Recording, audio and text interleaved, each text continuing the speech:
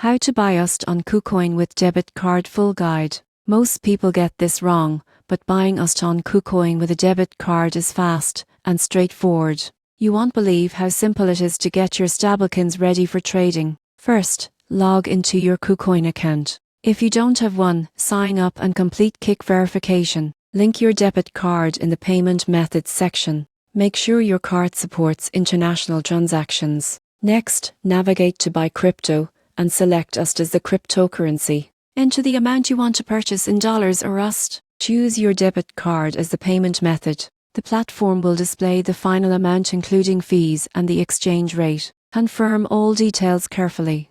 Then, authorize the transaction using your card security method, such as OTP or December 18, 2025 Secure. Once completed, the UST will appear in your KuCoin wallet almost instantly. You can now trade it for other cryptocurrencies or hold it as a stable asset. Finally, ensure you follow security practices, enable two-factor authentication and double-check all transactions. KuCoin also offers tutorials for beginners to help navigate the platform safely.